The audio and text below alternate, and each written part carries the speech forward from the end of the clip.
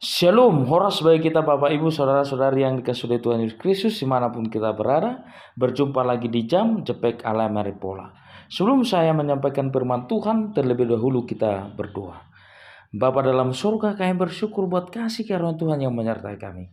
Kami mau mendengarkan firman Tuhan. Berfirmanlah Tuhan, kami telah siap mendengarkannya. Dalam nama Yesus Kristus kami berdoa, kiranya kehendak-Mu yang terjadi. Amin. Bapak Ibu Saudara-saudari yang dikasihi oleh Tuhan Yesus Kristus, firman Tuhan yang ditetapkan untuk kita pada hari ini tertulis dalam surat kepada orang Ibrani pasal yang kedua ayat yang ke-15. Demikian bunyi firman Tuhan. Dan supaya dengan jalan demikian ia membebaskan mereka yang seumur hidupnya berada dalam perhambaan oleh karena takutnya kepada maut. Demikian bunyi firman Tuhan. Saudara-saudari yang dikasihi oleh Tuhan Yesus Kristus, Bapak Ibu dimanapun kita berada, kalau kita ditanya, apakah Anda takut mati? Mungkin kita akan berkata, saya takut mati. Dengan berbagai alasan kita katakan, saya takut mati karena saya masih takut meninggalkan anak-anak saya masih kecil, saudara-saudara saya, kehidupan keluarga saya, kehidupan pekerjaan saya masih dibutuhkan di dunia ini. Ya mungkin boleh-boleh saja kita berpikir demikian. Tetapi ingatlah di dalam kehidupan kita ini, jikalau kita berkata demikian dan kita berharap supaya kita beroleh umur yang panjang, dan mungkin dalam merayakan ulang tahun kita selalu kita didoakan supaya kita diberikan panjang umurnya. Tetapi ingatlah di dalam kehidupan kita, jangan takut akan kematian itu.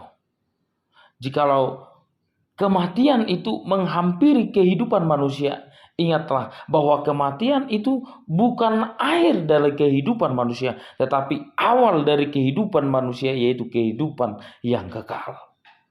Maka oleh sebab itu firman Tuhan berkata dalam 1 Korintus pasal 15 ayat 19, jikalau kita hanya dalam hidup ini saja menaruh pengharapan kepada Kristus, maka kita adalah orang-orang yang paling malang dari segala manusia.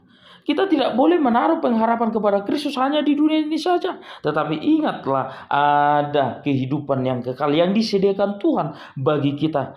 Maka jikalau kita menaruh harapan di dunia ini, kita disebut sebagai orang yang paling malang dari segala manusia. Taruhlah harapan kita kepada Kristus.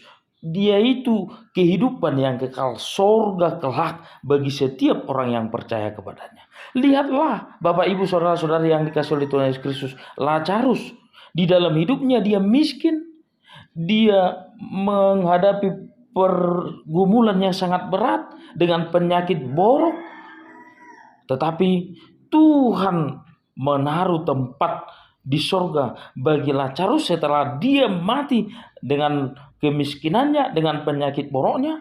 Di sorga dia beroleh tempat, yaitu tempat yang sangat indah, tempat di mana dia bersama-sama dengan Tuhan kita, kehidupan yang kekal yang disediakan Tuhan kepada orang yang percaya kepadanya.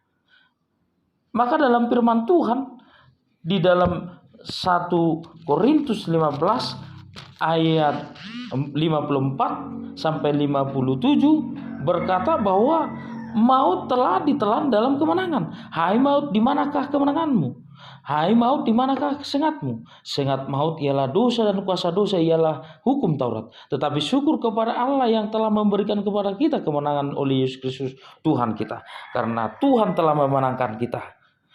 Tuhan telah menyediakan tempat bagi orang yang percaya kepadanya. Dia mati di kayu salib dan bangkit pada hari yang ketiga memenangkan maut, sehingga kita meroleh tempat, yaitu surga kelak bagi orang yang percaya kepadanya. Oleh sebab itu kita tidak boleh takut akan kematian ini. Tuhan telah mengatur dan merancang segala kehidupan manusia. Firman Tuhan berkata, rancanganku adalah rancangan damai sejahtera, bukan rancangan kecelakaan. Dengan firman Tuhan itu kita berpikir bahwa ketika kita meninggalkan mungkin anak-anak kita yang masih kecil, atau mungkin sanak saudara kita, atau mungkin kita melihat ada orang yang meninggal dengan meninggalkan anak-anaknya yang kecil, meninggalkan pekerjaannya, dia serasa dibutuhkan di dunia ini. Dan kita mungkin bisa saja berpikir demikian, tetapi ingatlah bahwa Tuhan punya rancangan yang indah, rancangan damai sejahtera. Kita tidak boleh takut, kita tidak boleh menghindar dari kematian itu. Maka kita harus siap kapan saja dipanggil oleh Tuhan. Kita siap karena Tuhan punya rancangan, punya rencana di dalam kehidupan dunia ini. Karena dunia ini hanya bersifat sementara, temporer. Dan dunia ini bukan tempat permanen. Tempat yang permanen, yaitu kehidupan yang kekal bagi orang yang percaya, adalah surga kelak. Oleh sebab itu firman Tuhan berkata dalam Wahyu pasal 14 ayat 13, dan aku mendengar suara dari surga berkata, tuliskan, berbahagialah orang mati yang mati dalam Tuhan sejak sekarang ini. Sungguh kata Roh, supaya mereka boleh beristirahat dari jerih lelah mereka, karena segala perbuatan mereka menyertai mereka. Melalui firman Tuhan ini ada tempat peristirahatan bagi orang-orang yang mati di dalam Tuhan. Dengan itu mereka beristirahat dari jerih lelah mereka.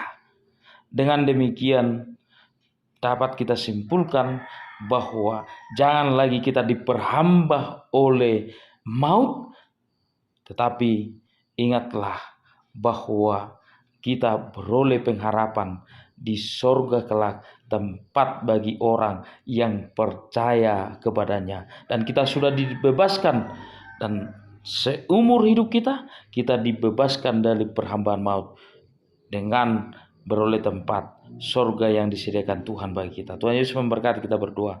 Kami bersyukur buat firman Tuhan yang telah kami dengarkan. Biarlah firman Tuhan bertumbuh berakar dalam kehidupan kami. Dalam nama Yesus Kristus kami berdoa, kiranya kehendak-Mu yang terjadi. Amin. Horas bagi kita semua.